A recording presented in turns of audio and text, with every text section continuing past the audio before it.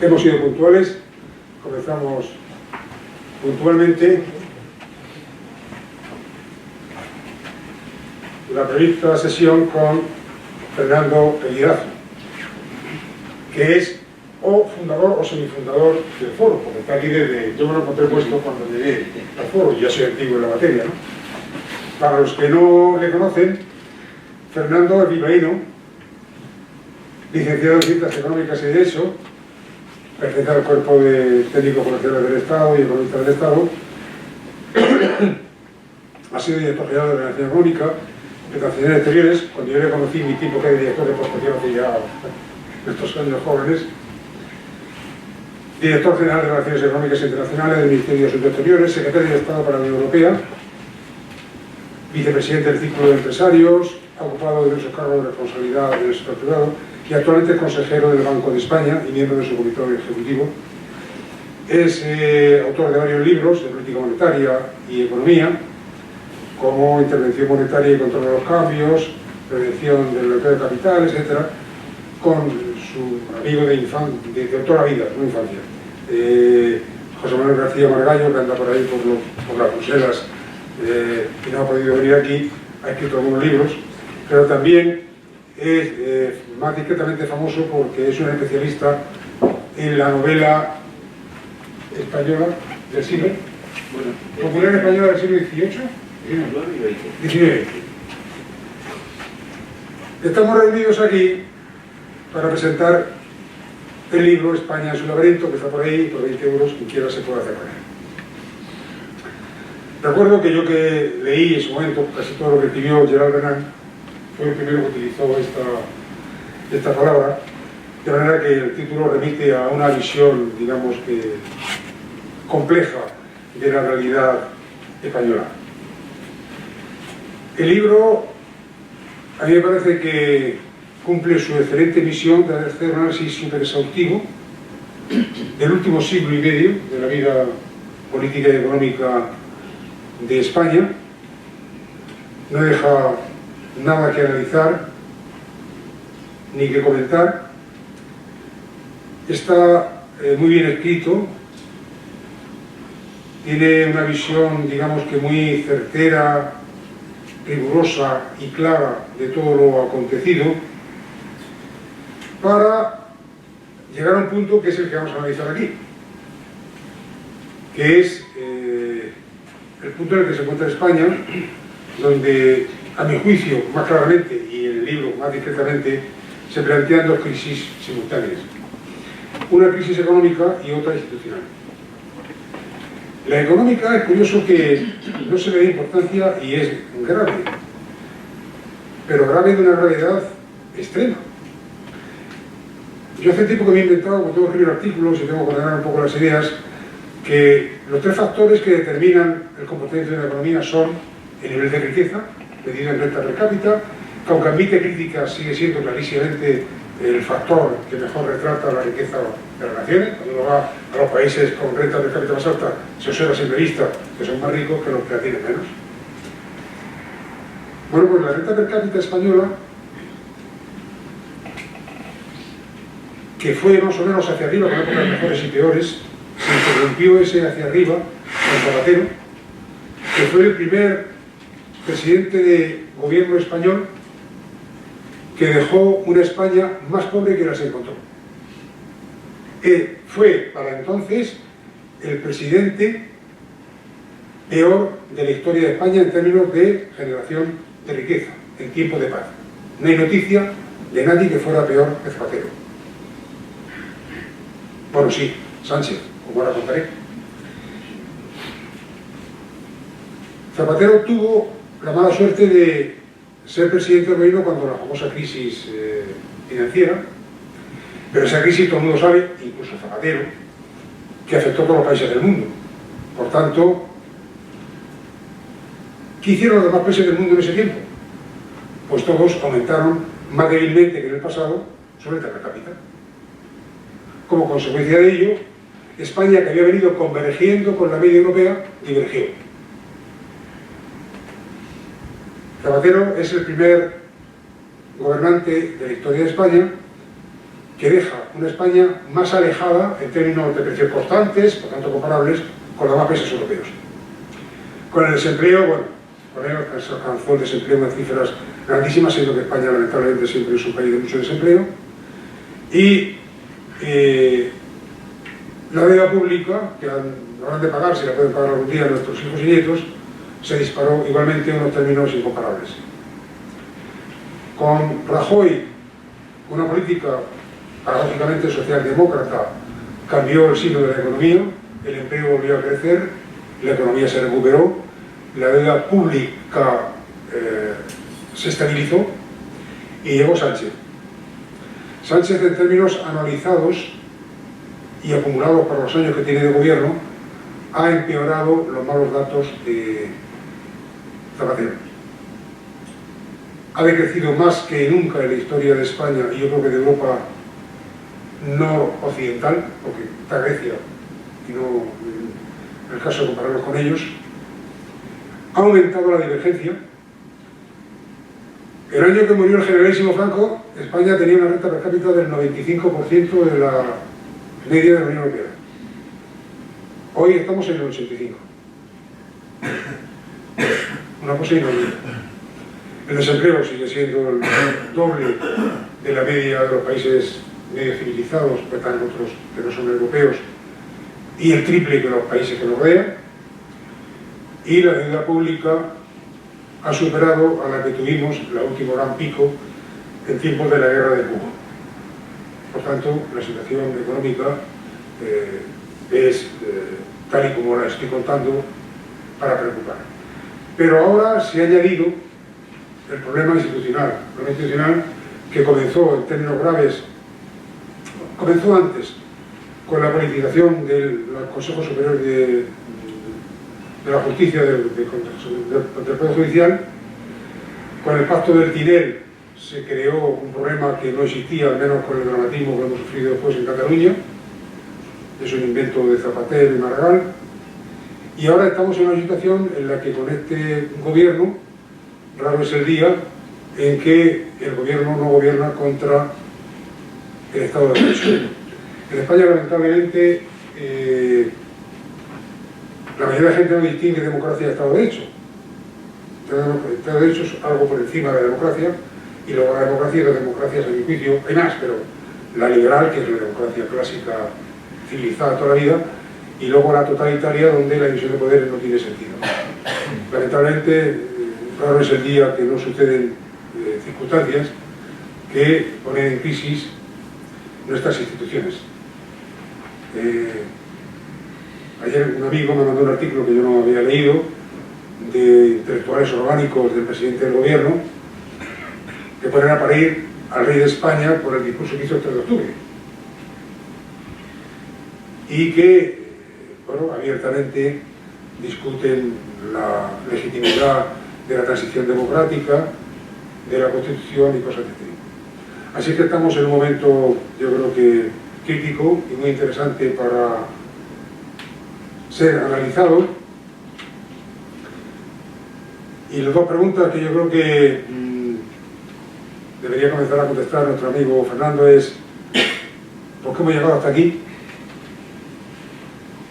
Mi tesis es que la izquierda ha vuelto a hacer lo que era antiguamente, no en la época de González, más tranquila, y la derecha también, porque según Chesterton te salió la frase famosa de que la misión de la izquierda en este mundo es estropear las cosas, y la misión de la derecha es dejarlas hacer cosas,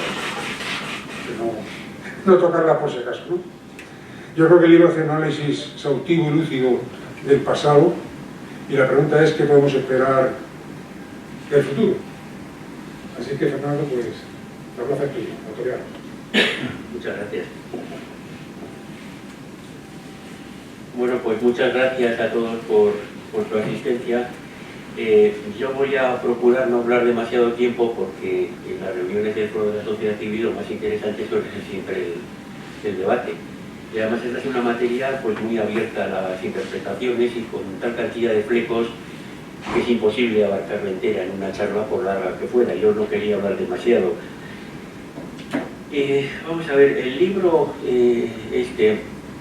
nace el año 1990 2021. En una charla de las muchas que teníamos José Manuel Margallo y yo.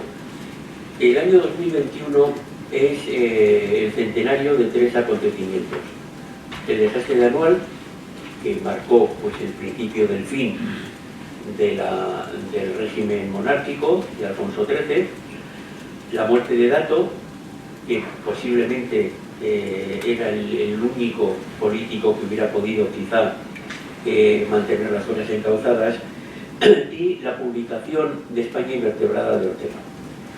El libro de España Invertebrada es asombroso, que es un libro que a nosotros nos dio esa impresión, parecía escrito ayer. Todos los problemas que apuntaba en la España de hace un siglo se están reproduciendo otra vez.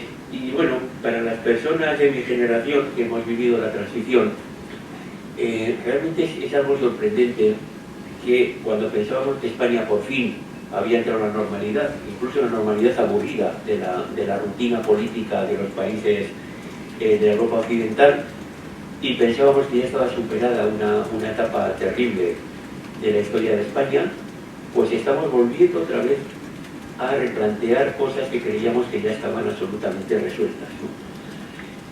Por eso el libro empieza con esa frase que se repite tantas veces en tantos sitios de la novela de Vargas Llosa, Conversación en la Catedral, cuando se jodió el Perú. Pues bueno, se podría decir lo mismo, ¿no? Cuando se jodió España. Y ahí empieza la primera pregunta que nos hacemos en el libro. Hay varias fechas. Una muy clara es septiembre de 2008, que es la quiebra de Lehman Brothers y la crisis económica y financiera, que fue la que dio origen al movimiento de los indignados y a la aparición de Podemos, que ha sido realmente una desgracia para este país, por lo menos esa es nuestra opinión. Pero a lo mejor se pueden rastrear algunas fechas anteriores y aparecen dos. Bueno, una es mayo del 2000. Hay elecciones y el Partido Popular de Aznar obtiene mayoría absoluta.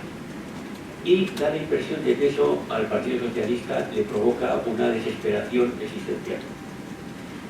El año 96 habían perdido, pero de una forma razonable, digamos, era un tropiezo en el camino, después de 14 años de gobierno de Felipe González, y bueno, pues esas son las derrotas de la democracia, ¿no? Que de vez en cuando pues, te tropiezas y gana otro, pero bueno, eso es una cosa transitoria.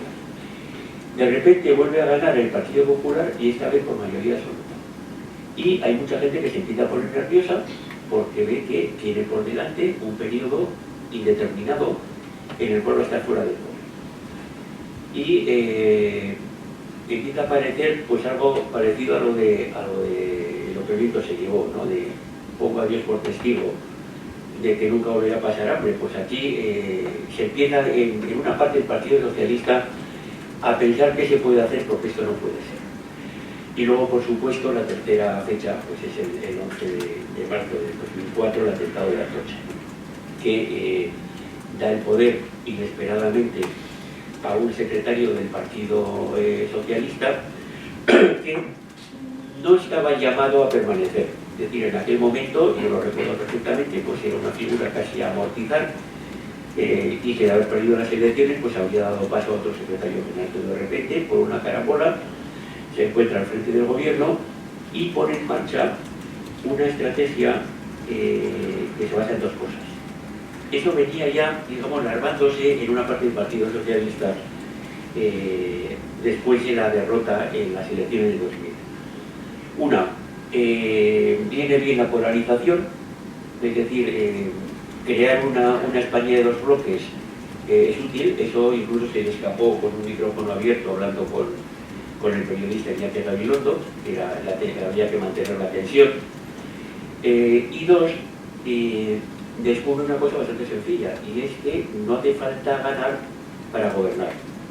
Basta con ser capaz de articular alianzas y basta con ser capaz de aliarse con determinados grupos con los cuales otros no se aliarían jamás. Entonces, bueno, ahí arranca un poco casi todo lo que nos ha pasado.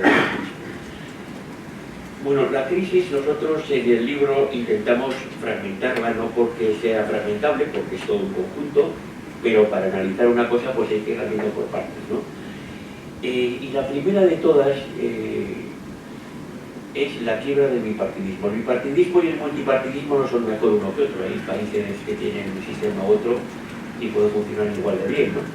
Pero en el caso de España, la realidad es que el multipartidismo no ha funcionado bien, eso lo tenemos que reconocer, viendo la situación en los últimos tiempos. Y además el multipartidismo, la existencia de partidos fuertes en los dos extremos del arco ideológico, tiene un tremendo inconveniente, y es que tira de los partidos centrales hacia los extremos, por razones de conservar el electorado, y entonces los aleja del centro. Entonces ese es el inconveniente básico del bipartidismo. Y en el caso concreto de la época reciente, pues donde más se aprecia eso, realmente es en el partido en el poder, es decir, el peso de poder tirando del partido socialista y el hecho de que, bueno, la caída parece que casi irreversible de Podemos es seguida básicamente ante lo que ha hecho el Partido Socialista, asumir una parte de su programa. Es decir, no es que haya desactivado a la extrema izquierda, sino que la ha absorbido asimilando una parte de su programa. Entonces, la crisis del bipartidismo posiblemente sea la causa fundamental o principal de todo lo que nos ha sucedido, que nosotros lo resumimos en tres derivas muy peligrosas. Una es la estrategia de polarización, es decir, la polarización no como consecuencia, sino como una estrategia deliberada, es decir, un deseo de volver otra vez a crear dos bloques, el conmigo o contra mí. Esto ya lo inició Zapatero, pero se ha seguido después, y el ejemplo, pues, o la prueba más evidente es la ley de memoria histórica.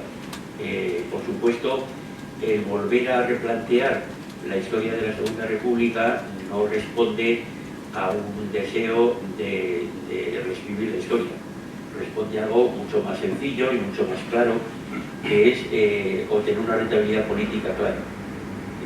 Si la Segunda República fue un modelo, una Arcadia feliz, un modelo de libertad, convivencia, tolerancia, progreso, destruida por el golpe de Estado fascista, pues bueno, si la izquierda es la heredera de la República Democrática y la derecha es la heredera de los golpistas, pues eso significa que la derecha no está moralmente calificada para gobernar. Entonces, bueno, claramente todo este replanteamiento de la historia pues tiene una intencionalidad política evidente. Bueno, ese es uno de los problemas graves que tenemos, la estrategia de polarizar y de dividir la sociedad española a través de los bloques. La otra es la deriva autoritaria, es decir, el desembarco en las instituciones, la ocupación por parte del partido en el gobierno de todas las instituciones. Eso ha sucedido siempre, pero con una cierta discreción. Es decir, bueno, pues si nadie, ningún gobierno en el mundo, y en España menos, pues que elige a un fiscal general del Estado que sea un enemigo declarado. Procura usar una personalidad pues más o menos cercana, pero dentro de un orden. En estos momentos lo que hay es un desembarco, bueno, absolutamente masivo en todas las instituciones, y yo creo que no merece la pena el hacer el repaso, pero bueno, empezamos por el CIS, seguimos por el CNI, continuamos por el INE, la Fiscalía General del Estado, la Televisión Española, en fin. Y por supuesto el Poder Judicial, que es lo más peligroso. Bueno, la tercera es el desafío separatista. No había tenido tal virulencia desde la época de la Guerra Civil. O vamos, realmente el último antecedente de una sublevación en toda regla, pues se produjo en aquella época. En el tiempo de la República, primero en el año 31 y luego en el año 34, se proclamó la República Catalana. No había vuelto a suceder desde entonces. Bueno, por encima de todo eso, algo más grave todavía, que es el cuestionamiento y el ataque en toda regla al modelo constitucional. Siempre ha habido y siempre habrá posiblemente partidos que, bueno, pues quieren cambiar el orden constitucional, Pero lo grave de esta situación es que eso se está produciendo desde partidos que forman parte del gobierno y desde partidos que apoyan parlamentariamente al gobierno. O sea, es la especificidad del caso español y que lo hace especialmente grave. Y a más de todo eso tenemos los problemas económicos de los cuales luego hablaré un poco. Bueno, con todo esto, que tampoco hace falta escribir un libro para contarlo, porque es una cosa que es de dominio público, lo que a nosotros se nos ocurrió es, bueno, echar un vistazo a la historia de España de los últimos 200 años, ver si se había producido momentos parecidos en los cuales se había puesto en cuestión el ordenamiento constitucional y el orden social y político, y cómo se había resuelto, pensando que a lo mejor, pues viendo la historia, viendo lo que pasó y cómo se solucionó, podíamos extraer algunas lecciones. Y esa es la base del libro prácticamente. O sea, el libro en un 80% es un libro de historia.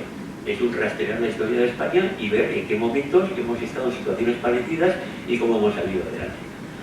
Y nos llamó muchísimo la atención los parecidos que hay con algunas épocas.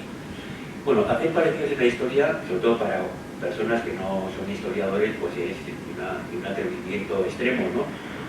La historia nunca se repite, decía, no recuerdo quién, que no se repite, pero rima. Bueno, realmente no se repite, es decir, los momentos son distintos, las circunstancias son distintas, el entorno internacional es distinto, y todas las comparaciones siempre son objetables, pero al menos uno puede ver unos ciertos patrones comunes. Y en la historia vimos tres momentos que se parecen un poco al momento actual de crisis del modelo constitucional y del modelo de convivencia. Uno se produce al final de la monarquía isabelina, hacia los años 70 del siglo XIX. El país es ingobernable, ha estado más mal que bien gobernado por los liberales, que a su vez estaban divididos en dos facciones, los moderados y los progresistas, que luego estaban los conservadores, que en una temporada estaban echados al monte con el partido carlista, pero luego ya se integran más o menos, pero también estaban divididos entre los partidarios del antiguo régimen y los conservadores en sentido más moderno. Y bueno, eso se va desmenuzando, que realmente no hay partidos, sino hay facciones, es decir, hay líderes que reúnen a un grupo de amigos, porque los partidos en aquella época no pasaban de ser un grupo de amigos, no tenían militantes de base. Bueno, pues se produce una imposibilidad de gobernar por la fragmentación política, aparece el problema del separatismo, hay algunos intentos de solución desastrosos, como es la monarquía Amadeo de Saboya, que no resolvió nada porque no cambió nada, y la Primera República, que lo único que hizo fue agravar los problemas, y la solución es la restauración, y salió bien. La restauración es obra de Cánovas del Castillo, el cual no solamente creó su partido, sino creó también un partido liberal, y además buscó al líder, porque a Sagasta lo llamó Cánovas para formar el partido. Y la gracia y el valor de la restauración fue que hubo consenso. Es decir, los dos partidos se pusieron de acuerdo en un turno pacífico para irse turnando en el poder, respetando unas normas básicas, de lo que llamaba Cánovas las ideas madre. Era una monarquía constitucional, la libertad, en fin, una serie de ideas que luego en el caso actual español pues se puede matizar un poco, pero que había una serie de principios básicos, una constitución no escrita, en la cual estaban de acuerdo los dos partidos. Y luego cada uno, por supuesto, tenía su programa, pero se iban turnando. Entonces, esa solución, como digo, salió bien porque estuvo basada en el consenso de los dos grandes partidos. Hubo otros partidos más pequeños que estaban dentro del sistema y luego partidos de fuera del sistema, realmente había pocos. Bueno, un segundo momento que vemos en el cual hubo algo parecido, una crisis y una salida, fue el final de la monarquía de Alfonso XIII, año 1931. El modelo de restauración empieza a hacer aguas cuando muere asesinado Cánovas del Castillo en 1897, y en el año 1902 se retira Sagasta, El Partido Liberal se parte en 3 trozos, uno de Montero Ríos, otro de Moret y otro de Canalejas. El Partido Conservador se parte en 2 trozos, uno de Francisco Silvela y otro de Fernando Villaverde, y luego aparece Maura. Y en definitiva se rompe el bipartidismo y empiezan a aparecer partidos fragmentados, es decir, algo parecido a lo que nos sucedía a nosotros en época reciente. Hay una posibilidad de recomponer aquello con el turno de Maura y Canalejas, algo parecido a Cánovas y Sagasta, pero aquello sale mal. Y bueno, no se trata de hacer un repaso histórico, el que quiera leerlo en el libro, pues que lo haga, pero vamos, yo así no voy a entrar en eso.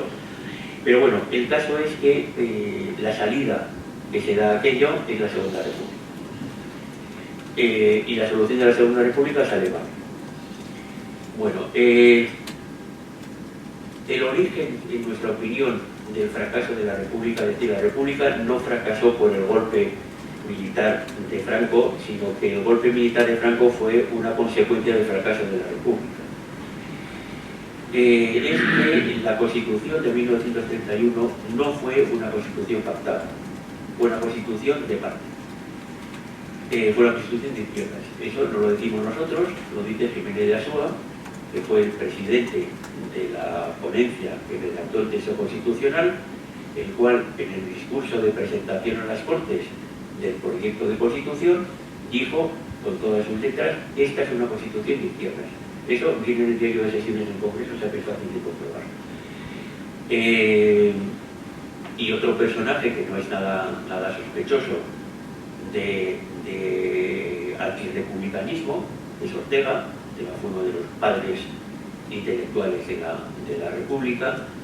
En septiembre del 31 ya publicó un artículo famoso, que decía no es esto, en el cual criticaba la Constitución no porque fuera de izquierdas o no fuera de izquierdas, decía que eso en el fondo es secundario. La criticaba porque la forma en que se había adoptado por imposición. La Constitución la impuso una de las partes, que fue de izquierda, no aceptó ninguna de las enmiendas de la derecha. La Constitución, eso conviene recordarlo siempre, no fue objeto de referéndum, que los españoles nunca pudieron pronunciarse sobre aquella Constitución. La derecha, evidentemente, pues no la aceptó de buen grado porque se la habían impuesto. No era, digamos, partidario o no le gustaba, no la República, sino esa República. Y en la primera etapa de los 2 primeros años del régimen republicano, el gobierno también puso en marcha una serie de medidas aplicando la técnica que hoy día llamaríamos el rodillo parlamentario. Y tanto en el debate de la libertad religiosa como en el debate sobre la reforma del ejército, la reforma agraria, la reforma laboral, hubo debate, pero no hubo transacción. Y se adoptaron las ideas de la mayoría de izquierdas sin contar con la derecha. La consecuencia inevitable fue que la derecha no aceptó aquello. Cuando ganó en las elecciones del 36 se aplicó en deshacer las reformas del gobierno anterior. Entonces fue la izquierda la que no lo aceptó, y por ese camino pues la sociedad se fue polarizando, los partidos se fueron radicalizando y el país acabó dividido en 2 bloques. Una prueba de que la República no fue fruto del consenso es que en los 5 años y 3 meses que duró, sufrió 6 sublevaciones, que se dice pronto, 6 sublevaciones en 5 años. 3 de los anarquistas, el año 32 y el 33, una de los monárquicos, el año 32, una del Partido Socialista, el año 34, y otra de la derecha, el año 36. Es decir, que contra la República se sublevó todo el mundo, en un momento o en otro. Vamos, no hubo nadie que no se sublevara. Entonces, esa es una prueba de que el experimento salió. Bueno, y por fin tenemos el tercer ejemplo, que nosotros pensamos que se puede traer a colación, que es la transición. En la desaparición del franquismo, la transición fue todo lo contrario de lo que fue el experimento republicano. La transición fue fruto del consenso. La Constitución se redactó por una ponencia en la cual estaban representados todos los grupos políticos importantes y fue objeto de referéndum. Esa es la gran diferencia. Bueno, de ahí nosotros nos atrevemos hacer extraer alguna enseñanza. Es cierto, y se me olvidaba comentarlo, pero también es importante tenerlo en cuenta, claro, en la transición tuvimos una enorme ventaja, y es que los vientos que venían de Europa eran buenos, todo lo contrario de los que tuvo la Segunda República. En la Segunda República lo que venía de fuera era la amenaza. La Europa de la época era una Europa muy peligrosa, con dos experimentos totalitarios, el bolchevismo en Rusia y el nazismo y el fascismo en Italia y Alemania. Es decir, que lo que hacía el viento de Europa era agravar las tensiones. En el caso de la transición fue todo lo contrario. En Europa lo que nos llegaba era libertad, democracia y prosperidad, cosa no despreciable. Y sobre todo un ideal, es decir, los españoles en aquella época tuvimos una argamasa que fue lo que queríamos ser europeos y queríamos vivir en un Estado de Derecho, en una democracia liberal como la europea y disfrutar de la prosperidad de Europa. Entonces eso es muy importante, no existió en la época de la Segunda República, pero sí en la transición. Pero de todas formas, la transición es un fruto de que los españoles, en esos raros momentos que no se parece que la razón ilumina a los pueblos, ¿no? Porque el pueblo español se dio cuenta de que no quería más enfrentamientos. No se trató de un pacto de olvido. Yo viví la transición, como por las canas que lucimos, que la vivieron también. No hubo ningún pacto de olvido ni de nada. El pacto fue algo mucho más sencillo de reconciliación, de que no queremos más enfrentamientos, que no mirar al futuro. Y eso fue un aprendizaje de las lecciones amargas del pasado. Bueno, ¿qué podríamos sacar de conclusión de todo esto? Pues que hay unos casos en los cuales la crisis se ha resuelto bien y otros mal, y que habría que ver por qué en unos casos se resolvió bien y en otros se resolvió mal, porque entonces lo que hay que hacer es copiar lo que salió bien. Pero aquí permítanme hacer un pequeño inciso económico, porque la economía, como decía Jesús, tiene una enorme importancia en todo esto que nos pasa. Es muy curioso que en todos los momentos en los cuales España ha estado en crisis nos ha coincidido con una situación económica muy complicada. La Segunda República se trató en plena crisis de los años 30, la transición se hizo en plena crisis del petróleo, que coleaba desde el año 73.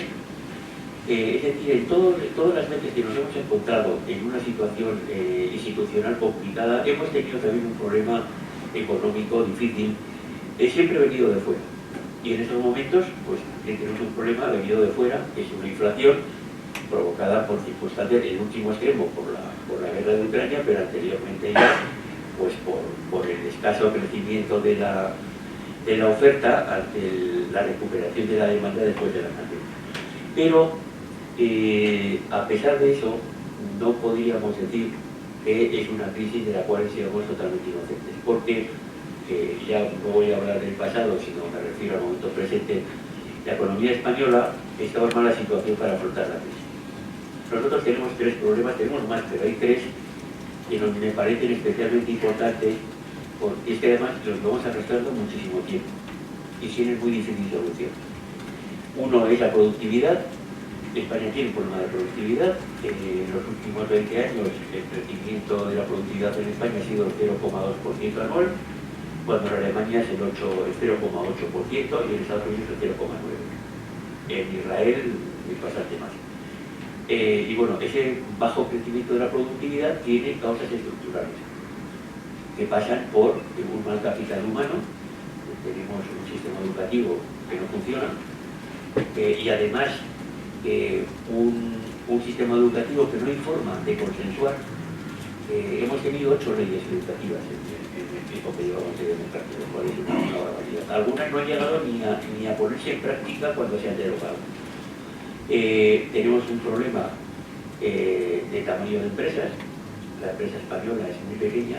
La empresa española tiene una media de 4,7 trabajadores, cuando la empresa alemana tiene como media 11,7, me parece, no recuerdo el decimal. Y la empresa pequeña es menos productiva que la grande. y detrás del tamaño de las empresas españolas, porque son tan pequeñas, pues hay razones estructurales y legislativas de la regulación. Bueno, pues aparte de ese problema de productividad, tenemos un problema del mercado laboral. En los últimos 20 años, la tasa media de desempleo en España ha sido el 17%. El momento en el cual hemos tenido la tasa de paro más baja de nuestra historia reciente, que fue en el 2007, tuvimos un paro del 8%. Bueno, hoy es un sueño inalcanzable, el 8%. El 8% en Europa es un desastre, porque lo normal en Europa es un paro del 4%. Entonces tenemos un sistema que no genera empleo y que además tiene una temporalidad muy alta, que ha llegado a ser el 25%, que no es debido al modelo estructural y productivo, porque tengamos mucho turismo, porque la temporalidad existe en todos los sectores, no solamente en el sector turístico. Tenemos un problema muy grave de paro juvenil, es decir, el mercado de trabajo es el segundo gran problema que tenemos. Y el tercero es el déficit público. En los últimos 20 años hemos tenido superávit en 3 ocasiones solamente. Y en estos momentos tenemos una deuda que está en un 112-113% del PIB, un déficit público que llegó al 10% el año de la pandemia y que en estos momentos está en el 4 y pico, pero las previsiones son que en los próximos años de ahí no va a bajar mucho, y eso nos hace muy vulnerables ante posibles perturbaciones en el mercado financiero. Y luego tenemos un problema a largo plazo también terrible, que son las pensiones. Bueno, entonces, por eso ya llego al final de la historia. Bueno, ¿qué es lo que nosotros pensamos que nos dice la historia de España en las 3 crisis parecidas a la actual que hemos vivido? Pues que las soluciones que funcionan porque hay consenso entre los grandes partidos, y las soluciones que no funcionan porque no hay consenso y uno de los partidos o una de las partes quiere imponer por fuerza sus ideas a la otra. En consecuencia, lo deseable, no digo lo posible, pero sí lo deseable, es un sistema en el cual haya un razonable consenso entre los principales partidos. Bueno, hablar de consenso en la actualidad pues, es una ingenuidad absoluta. Y es imposible, o sea, en estos momentos no puede haber consenso porque es que las posturas están separadas 180 grados. Y además, una de las partes es de alguna forma la causante de la crisis que estamos viviendo. La cuestión es si en un futuro más o menos próximo o más o menos lejano ese consenso sería posible. Claro, todo depende de qué pase en las próximas elecciones, quién las gane, si las gana el Partido Popular, qué va a pasar con el Partido Socialista después, porque evidentemente pues, habrá una cierta confusión dentro del partido y de ahí puede salir o un partido más radical o un partido más vuelto a la línea socialdemócrata, no lo sabemos. Y por eso la parte, digamos, triste de la historia es que ese consenso pues, es muy difícil y hoy día las probabilidades no son muy altas. Pero lo que nos dice la historia es que es la única forma seria de asegurar la estabilidad institucional a largo plazo. En un sistema democrático en el cual hay elecciones, pues cada 4 años votamos.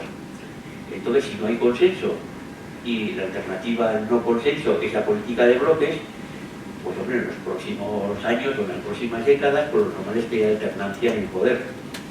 Y ante una falta de consenso y ante una radicalización de las posturas políticas, pues estaremos viviendo bandazos. Si lo que queremos es no una solución inmediata a nuestros problemas, eso se puede resolver con un cambio de gobierno, sino una solución estable a largo plazo que nos asegure una estabilidad institucional de décadas, pues hay que evitar que las alternancias del poder signifiquen giros de 180 grados en el rumbo del país. ¿Que eso es muy difícil? Bueno, Estados Unidos tiene un sistema estable desde 1865 y el Reino Unido tiene un sistema estable desde 1660, desde la Restauración, porque los partidos, voy a hablar del segundo caso, los partidos británicos tendrán diferencias en cuanto a los impuestos y las cotizaciones sociales y una serie de cosas, pero hay unos principios básicos que respetan y en los cuales hay consenso. Y volvemos de nuevo a lo que llamaban las verdades madre de Cánovas del Castillo. que son muy pocas. No hace falta que los partidos renuncien a sus programas, pero hay unas cosas que sí que tienen que ser objeto de acuerdo, como son la lealtad constitucional, la separación de poderes, la independencia y neutralidad de las instituciones, el cumplimiento de la ley en todo el territorio y la integridad territorial de la Unidad de España. Tampoco son muchas cosas, son fundamentales. Y, deseablemente, aunque eso ya a lo mejor es pedir la luna, una política de Estado en aquellas cosas que requieren un plazo largo, como son la política exterior, la política de defensa y de educación. Y en el caso de la economía, y con esto ya termino, hay una cosa que es muy importante y en la cual el consenso sería también muy necesario. Los problemas que he apuntado anteriormente requieren medidas de reforma estructural muy serias y no fáciles de adoptar políticamente, porque las políticas de ajuste no son pacíficas, hacen daño a la gente.